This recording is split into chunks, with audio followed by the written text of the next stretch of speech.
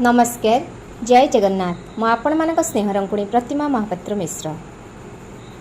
विगत 25 वर्ष तले मु मोर लेखनी चालना द्वारा किछि लेखुथिली जहाँकि आमर ओडिया न्यूज़ पेपर रे स्थान पाउथिला। सी पुणी सिलेक्शन प्रोसीजर को पार करिकी मो लेखा सब बाहरुथिला।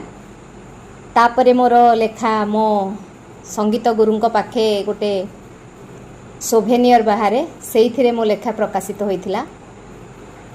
एटा भी आपणकर 17-18 वर्ष तले आ वर्तमान एबे वर्षे 2 वर्ष है मु पुणी मो लेखनी चालना आरंभ करची।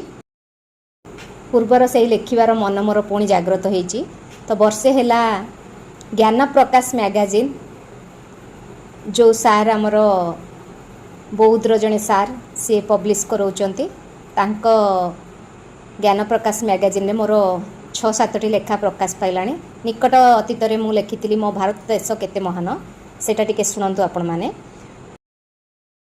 भारत मोहरी देश एमाटी रे मोहि जन्म लभी पाइछि प्रभु आशीष। वेशभूषा भाषा भिन्न हेले भी एकता आमर बळ ताहारी लागी शपथ नेबा करिबानी कळई गोळ। हिमालय तार शिर हेले सागर अटई छाती वीर वीरंगना लढ़िले तापाई मनरे रखी ताती। केते बरपुत्र शहीद हेले एही माटी माँ पाई शहीद वीरर स्मृति रे हृदय विलापे ताहारी पाई। जगतर नाथ कालिया शांत शोभा पाए आम देशे एहा ही दुर्लभ सबुरी पाई प्रभु कृपा बारी वर्षे। मो देश रे अछि 4 धाम सह केते पर्यटन स्थल सबुरी साथी रे तीर्थाटन पाई बाहरी जाऊ सहल। ए देशरे नारी माँ माने मोर नुहई केबे अबला तांकरी कारणे खुशी समर्पिले हेबा नाही अवहेला।